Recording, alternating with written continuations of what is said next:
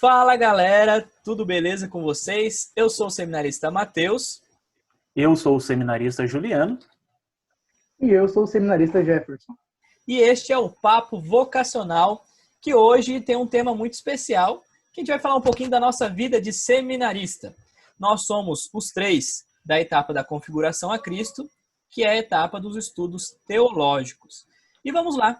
Estamos no mês da Bíblia e sempre tem um personagem marcante, personagem bíblico marcante na nossa vida. E eu pergunto para o Jefferson aí que está participando do nosso Papo Vocacional de hoje. Jefim, qual o personagem bíblico para você que foi marcante? Fala galera, fala Matheus. Olha, temos muitos personagens bíblicos, né, que marcam a nossa caminhada. Mas eu tenho um gosto especial por André. André, irmão de Pedro. E por que um gosto especial? O André ele não é muito visto na Sagrada Escritura, né? Não tem muitos relatos sobre André. Aparece pouquíssimas vezes, diferente de Pedro, né, que inclusive é o nosso primeiro Papa. Mas o André, a sua participação na vida de Pedro foi muito importante. Por quê? Primeiro, o André ficou o dia inteiro batendo um papo legal com Jesus ali. Conheceu Jesus primeiro. E ao bater esse papo com Jesus, gostar muito de Jesus e ser chamado por Jesus, foi até Pedro, né? E depois chamou Pedro para seguir o caminho também. Ou seja, ele foi tocado por Jesus e depois, ao ser tocado, ser chamado, ser conquistado por Cristo, foi levar o Cristo até Pedro. Né? Então, eu acho que, às vezes, na nossa vocação, na nossa vida, né, essa questão do nosso chamado, não precisamos ser o Papa, ser o Bispo, ser o que está lá em cima, né, em evidência. Na nossa caminhada vocacional, precisamos muitas vezes ser como André, né, ser aquele que vai levar o Cristo ao outro, vai apresentar o Cristo ao outro, sem ter necessidade de ter grandes evidências. Né? Claro que Pedro é muito importante, né, muito importante para a nossa vida, para a nossa igreja, mas o papel de André, né, nessa caminhada de Pedro, foi excepcional. Então, me marca muito a questão de André, pelo fato de ele não aparecer muito, mas ter um papel de muita significância, né, na nossa vida de igreja, e por esse princípio, né, por esse comecinho. Legal. Muito bacana, Jefferson, você falar disso, né? E aí também tem todo um contexto da vida do apóstolo André, que leva a gente a se perceber como vocacionado. Mas eu gostaria de destacar aqui também uma reflexão, né, que vem do evangelista João. Uma reflexão muito bacana também para a gente desenvolver aí com um trabalho pastoral jovem, e também serve para a vida do jovem, levar aí como exemplo de ser discípulo de Jesus, de ser missionário de Jesus. Eu vou ler um pouquinho para vocês um pouco dessa reflexão. Naquela tarde, que 2 discípulos guardaram com tanto carinho na memória, foi uma simples pergunta que quebrou o gelo e abriu uma relação que duraria por toda a vida e para além dela. Tiveram a coragem de perguntar ao mestre: Rabi, onde moras? O apóstolo André talvez convide os jovens de hoje a não terem medo de fazer perguntas que vão permitir-lhes encontrar as verdadeiras respostas. E são essas respostas que, para quem está na caminhada inicial, sempre vai perguntar, o adolescente, e também e nós também que somos mais maduros na fé, vivemos aí na ansiedade da expectativa de sermos padres, né? Padres diocesanos. E eu queria que você comentasse um pouco dessa questão do medo da escolha, porque isso afeta a vida do jovem no vestibular, afeta na vida, na escolha de uma profissão, na escolha também de uma vocação dentro da igreja, e como resposta da vida. Olha, na minha concepção, na questão, o medo é muito importante para o ser humano. Né? O medo, ele nos impede de fazer algumas coisas. Né? De você, sei lá, Mateuzinho tem medo de altura, por exemplo. Então, uma coisa mais alta, ele vai ter um pouco mais de cuidado. Mas quando nós falamos de vocação, e esse medo do novo pode nos atrapalhar um pouco. Né? Eu não posso ter medo de me lançar. Uma vez que eu senti esse chamado de Jesus, e sinto forte no meu coração que eu tenho um chamado especial, que Jesus bate ali no meu coração e eu tenho que dar uma resposta, eu falo por experiência própria. Né? Aí já entra um pouco da minha vida vocacional. Eu demorei 7 anos para dar um sim verdadeiro para Deus e entrar para o seminário, porque eu tinha muito medo. Né? Isso foi me desgastando, foi me impedindo de várias coisas. Na questão profissional, eu estava bem, familiar estava bem, mas algo dentro de mim ainda não estava preenchido ali, faltava alguma coisa. E por medo, muitas vezes eu acabei adiando essa questão, essa minha experiência vocacional. Então, a dica que eu dou para os vocacionados, a exemplo de André, né, que fala que nós não podemos ter medo, não tenha medo. Eu sei que às vezes é difícil, né, você colocar a questão do vestibular, preparação para a faculdade, trabalho, família, mas para Deus, acho que uma das únicas coisas que nós não podemos ter medo é dizer sim a Deus. Por mais difícil que seja, tem que ser uma entrega sincera, uma entrega de coração e sem medo. Porque em Deus a gente pode esperar só coisas boas, né? Não tem como esperar coisas ruins de Deus. Então toda experiência com Deus é muito válida. Então para os jovens eu dou essa dica. Não tenham medo de se entregar. Dê o seu sim verdadeiro, sincero e de coração. Não sei se o Matheus tem alguma colaboração nesse sentido. Eu acho interessante que eu lembrei, você deu um exemplo do medo de altura, mas o Jefferson sabe que eu tenho muito medo de cobra. E em um dos nossos passeios que a gente foi fazer, entre nós amigos, a gente foi numa chácara lá em São Bento, Sapucaí, e a gente queria andar pela estrada, ir lá para cima, lá perto da pedra, né? E chegou um momento da estrada que era um matagal danado e tinha muita bananeira. E o povo falou, olha, tem muita cobra por lá, toma cuidado. E eu tava com muito medo. Eu já, não, gente, vamos voltar para trás. Não quero. E assim, venci o medo de passar por aquele matagal que tinha lá. Um dos motivos foi pela amizade, pela galera, que todo mundo queria continuar a caminhada. Então, tive que vencer o medo. E também, depois que eu passei por esse medo, enfrentei ele, a gente encontrou lugares belíssimos depois desse matagal, né? Então, valeu super a pena. Então, pode ser um exemplo bobo, mas que mostra que é necessário a gente superar o medo, é necessário a gente enfrentar o medo, né? E se o medo continuar, vai com medo mesmo, né? Faz parte da nossa vida. A gente dá o nosso sim e continuar, porque se a gente for ficar esperando o medo passar, olha, meus amigos, eu acho que não vai passar não, então vai com medo mesmo. Até porque a gente tem uma concepção de que a gente entrou, né, um medo a gente venceu da entrada, mas tem tantos outros medos pela frente, a gente não sabe como vai ser a igreja no futuro, é o medo da ordenação, é o medo do povo que a gente vai ter que atender, o medo da primeira missa, medo da primeira paróquia, é medo da formação, são medos atrás de medos e eles precisam ser vencidos. Então o primeiro passo você já tem que dar, é vencer o primeiro medo. E esse é o primeiro, depois virão outros e como o Matheus disse, né? Quando você supera o medo, é certeza que quando é por uma coisa boa, quando a galera te ajuda, quando tem uma comunidade rezando por você, certamente paisagens novas, né, coisas grandiosas vocês terão pela frente, como nós também teremos pela frente. Legal. Agora, Jefferson, você vai fazer uma pergunta para o Juliano, é isso mesmo? Vou sim, né? Porque agora a gente já entrou no espaço de formação, né? Sim! A gente falou que a gente já entrou, né? Vencemos esse medo. Ô, Juliano, e muitas vezes as pessoas criticam ou perguntam, né? Como ficou a nossa cabeça depois que eu comecei a fazer filosofia e teologia? É que eu tinha uma visão de igreja antes de entrar para o seminário, depois que eu entrei, eu mudei. Aconteceu esse processo de mudança com você, o Juliano lá no propedêutico, para o Juliano agora no último ano de teologia, o que mudou na sua concepção?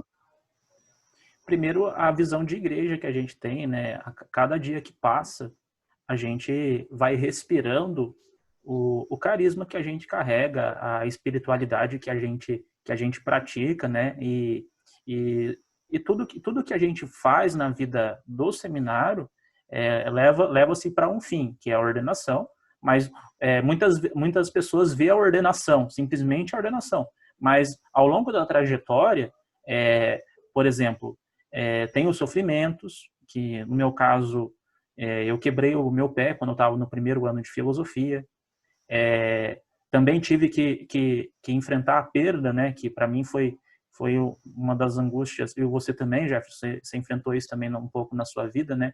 Eu perdi o meu pai no segundo ano de teologia, que para mim foi um crescimento interior muito profundo com Deus, trouxe esse crescimento, e as responsabilidades também que são dadas, mas de tudo que eu destaco é a convivência comunitária que a gente vai estreitando e vai interagindo com as pessoas, e a gente vai melhorando essa percepção que a gente tem do próprio conceito que a gente tem de pessoa, E principalmente também destaco que a formação do seminário proporciona uma reflexão muito forte naquilo que é a existência, na busca por Deus, na busca pelo conhecimento de si mesmo, na busca pelo conhecimento de ser capaz de superar os medos, de superar também, no sentido, os problemas enfrentados pela pastoral, na convivência com o povo de Deus. E também a ajuda do povo faz com que a gente entenda não somente a realidade da família, a realidade daquilo que é diferente do nosso berço, né? Mas também faz a gente compreender que a igreja ela é única, mas também tem a sua diversidade, e aí o carisma do padre diocesano oferece isso como um caminho para a gente conduzir bem essas pessoas e se aprimorando, né, durante o tempo. Aí a gente vai respirando esse carisma para que a gente possa cuidar bem de nós e, ao mesmo tempo, cuidar bem dos outros.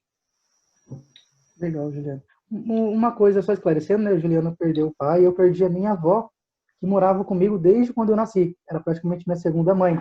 Né? E eu também passei por esse processo ainda no seminário, então eu sofri um pouco dessa dor também da perda nesse processo.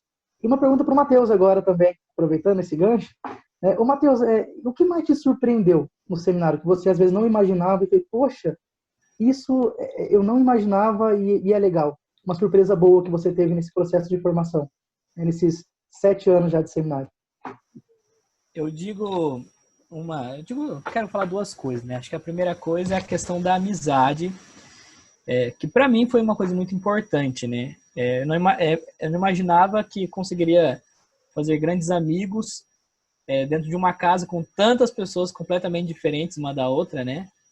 Então, para mim, foi a questão da amizade, que me surpreendeu bastante. E também a questão da pastoral. Saber que eu sou capaz de fazer tantas e tantas coisas que eu nem imaginava, né? Os desafios que vão nos aparecendo, né? Que o povo nos coloca, pede para fazer isso, pede para fazer aquilo. Apresentar um encontro, um programa, preparar um retiro, ter que decorar um lugar, ter que arrumar alguma coisa. Então, assim, vão aparecendo desafios na nossa caminhada que a gente fala assim, não, eu não sou capaz, eu não dou conta. Mas como a gente é desafiado e o povo conta com a gente que a gente faça aquilo, a gente começa a dar o nosso sim, vai indo, quando vem a gente já conseguiu fazer. Então, o que mais me surpreendeu é perceber que eu sou capaz de fazer muitas coisas e transcender, né? Não ficar só nas minhas limitações. E a questão da amizade dentro do seminário, né? Como me surpreende ver que dá certo pessoas diferentes morando juntas numa mesma casa e dá certo. Poderia ser um desastre, mas como está todo mundo com o mesmo objetivo, com o mesmo ideal, buscando o mesmo Jesus, né? Então é possível todo mundo conviver bem, né? Claro que tem as faíscas, tem os momentos difíceis de comunidade, mas a gente consegue viver juntos por causa do mesmo ideal, que é Jesus Cristo. Então isso também me surpreendeu nesses 7 anos aí de caminhada no seminário. Aproveitando aí, né, essa fala do Matheus, quem acha que seminarista não trabalha, né, ou que a gente aprende a ser padre, tem um curso para ser padre, e não gente, é na raça. Muitas vezes a gente é colocado ali no fogo ali para resolver problema, resolver, igual o Matheus colocou, retiro, ornamentação, palestra, programa na rádio que o Matheus faz também, muito legal por sinal, né, que vai lá dar sua entrevista, perguntas que às vezes nem espera, o pessoal faz, tem que responder, na queima-roupa ali, o negócio é papo. Então a nossa rotina... A gente chega nos encontros, o povo olha a gente e fala assim, Seminarista, você tá aproveitando que você tá aí, fala uma coisa pra gente, faz isso, a gente nem sabe direito o que tem que falar e tem que ir lá, tem que ir lá falar. Tem que ir lá. Às vezes perde um pouco até o sentido, né? Porque, assim, nossa, eu vou falar, por exemplo, quando a gente tá Mas falar do quê? Caminhado, né? Falar do quê? O que eu vou falar? Às vezes nem sabe que tem o que falar, né? E às vezes é só um testemunho, e o grande segredo nosso, né? Que a gente tem que sempre estar preparado, sempre rezar e principalmente carregar esse amor pela oração, que eu acho que é importante e faz com que a gente viva tudo isso de uma maneira profunda, intensa, e ajude também a gente a caminhar junto com as pessoas. Jefferson, eu queria fazer uma pergunta assim para você e para o Matheus também, não sei quem que vai responder, mas assim, eu vejo de uma certa forma, né, assim, um dos grandes desafios nossos assim, na vida de seminário, né, entender as pessoas talvez entrarem na nossa vida, ter um pouco desse espaço, né? E eu vejo que você e o Mateuzinho têm um certo carinho assim pelo povo e também pelo povo da faculdade, assim, os leigos que a gente fala na faculdade, que a gente conversa. Como que é essa formação na faculdade e como que é esse contato que vocês têm com os leigos fora, né, dessa vida nossa aqui, que é possível ter essas amizades? É lógico que é uma pergunta até meio boba, né, mas às vezes as pessoas não sabem disso, né? Eu posso falar da minha experiência que, né, na Deoniana nós temos muitos seminaristas, mas também alguns leigos, e na filosofia, por exemplo, o meu núcleo de amizades ali era mais com os leigos até do que os seminaristas, né? E é uma troca de conhecimento, de experiência muito legal. Até porque a gente não é ninguém sozinho, né? A gente tem o nosso universo seminarístico aqui, né, com as nossas rotinas, mas é bom ter esse contato externo, para a gente relembrar também a nossa vida, no sentido de que vamos ser padres, né, por esse povo também, né, principalmente para eles, né, não padres para nós, né, mas esse contato nos permite isso. Você sempre ter contato com o externo, né, não só no seu universo, não só numa bolha que a gente acha que é tudo bonito, perfeito, mas não. Esse contato permite que você vá além dos horizontes, veja além das barreiras, além de uma cidade, né, além de um bairro, de outras realidades. Eu acho que esse contato com o povo, com os leigos em especial, né, até porque nós também ainda somos leigos, né, mas de uma escala um pouco diferente, por causa do seminário, mas é importante para o nosso crescimento, fazemos boas amizades, é possível, né, ter amizade sim, né, e minha experiência com a Deoniana, com os meus amigos que eu fiz lá, eu carrego até hoje, né, já são quase 5 anos de amizade com os leigos que eu fiz, e né, nesse sentido de amizade, e gosto muito, é uma troca de experiência, de conhecimento, de vida. Eles perguntam coisas da igreja, e a gente pergunta coisas da vida, pode aconselhar, eles pedem conselho, dão conselho também, rezam por nós, então é muito legal. O Mateuzinho quiser falar a experiência dele. Não, e eu gostaria de acrescentar, né, eu acho que essa experiência do Jefferson já fala bastante dessa relação importantíssima, né? Mas eu gostaria de também falar, aproveitar que nosso tempo já está acabando, da nossa rotina, rapidinho para vocês, como que é, né? Além dessa relação que a gente já tem com os leigos, principalmente na faculdade e também principalmente na pastoral, nos finais de semana, que vocês nos encontram aí nas paróquias, vem a gente de túnica, vem a gente no meio do povo, conversando, nas palestras e tudo mais. A nossa rotina de seminário é uma rotina seguinte, todo dia tem o nosso momento de oração, todo dia a gente acorda, a primeira coisa que a gente faz é rezar.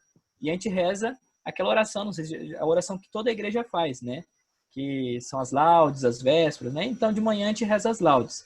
Depois a gente toma café junto, enquanto comunidade. E depois cada um vai fazer o seu serviço da casa. Por exemplo, tem um pessoal que estuda de manhã, né? A faculdade de manhã, vai para a faculdade. Agora está sendo online, mas vai para a faculdade. Tem os estudos teológicos, agora na teologia, mas tem os filosóficos e também o propedêutico tem as suas matérias lá. Depois a gente almoça junto, à tarde normalmente tem alguma atividade da comunidade que a gente tem que fazer, seja limpeza da casa, seja lavar roupa, seja... Tem tantas coisas aí, uma formação que a gente tem à tarde. Na sexta-feira a gente tem limpar o pátio, tem nosso esporte, né? E a gente encerra o fim da nossa tarde, normalmente é com a celebração da Santa Missa. Tem dia que tem adoração e tem dia que tem um terço também. À noite... Tem uma turma que estuda à noite também, que é a minha turma, que estuda de noite. Mas quando não tem atividade de noite, normalmente a gente assiste um filme junto, ou vai pro quarto do outro conversar um pouquinho, fazer essa parte de comunidade, que também é muito importante. E no final de semana a gente vai para as paróquias fazer nosso trabalho pastoral, né? Realizar a missão e tudo aquilo que a gente aprendeu, colocar em prática na pastoral. Gente, nosso papo foi bom demais, o tempo passou muito rápido, mas eu tenho certeza que ajudou cada um de vocês. Então agora vamos para nossas considerações finais. Passo a palavra aí para o Jefinho. Jefinho, que você quer falar de final aí, uma mensagem? Uma mensagem, um conselho, não tenham medo, né? Não tenham medo, entreguem-se, mesmo se tem essa chama no seu coração, essa vontade, não que seja certeiro, né? A gente também não sabe do nosso futuro se certamente iremos ser padres. Queremos sim, mas é um conjunto de coisas. Mas faça a experiência, né? E fazer a experiência, às vezes a felicidade está no caminho, a gente aprende até nisso, né? E quantas coisas que a gente já aprendeu fazendo o caminho sem ser padre. Até porque a nossa vida não é ser seminarista, né? Nós nos formamos para ser padre. Mas ainda assim, né, que por algum motivo, eventualidade, a gente não chegar, tanto que a gente já cresceu como ser humano, né, cresceu na fé, cresceu como igreja. Então, não tenha medo, faça a experiência. Entendeu? Essa é a dica que eu deixo para a galera. Valeu. Ju? Sempre parta da pergunta, Senhor, onde moras? Conheça Jesus primeiro e viva essa vida que é maravilhosa. Essa vida, não importa qual vocação que você vai escolher, seja ser padre, seja ser uma vocação religiosa, ser uma vocação matrimonial, ser um bom profissional no mundo, no sentido de ser cristão, principalmente, mas você tem que ter esse contato com Jesus. E eu acho que, assim, das palavras do Jefferson, das palavras do Mateus, uma das coisas que eu destaco é esse carinho especial que a gente tem pela oração e principalmente pela vivência em comum. A gente divide muitas coisas aqui e a gente partilha muitas coisas. Talvez falhemos em muitas coisas também, mas o que importa é o que a gente leva do outro e com certeza em muitos momentos a gente acaba ajudando também no crescimento individual desses amados aqui, irmãos, né, de caminhada também. E aí também não é só porque a gente está no último ano, mas independente daquele que está no primeiro ano, no último ano, não tem essa diferença. E aí o conselho que fica faça essa experiência e sempre parta do caminho que é estar com Jesus, principalmente através da oração. E aí aqui eu concluo aquilo que eu tenho para falar de importante, mas ao mesmo tempo também motivo vocês a experimentarem isso de verdade mesmo, que eu tenho certeza que a vida de vocês vão ser transformadas. Show de bola. Termino com a mesma reflexão que foi feita no início, né, em relação a André. André levou Jesus até Pedro, né? Então, que possamos ser André na vida de tantas pessoas, levar Jesus até essas pessoas, apresentar Jesus a outras pessoas, e que sempre Jesus cresça e nós diminuamos, né? Então, que essa seja a reflexão dessa noite aí pra gente. E valeu, agradeço de coração a sua participação,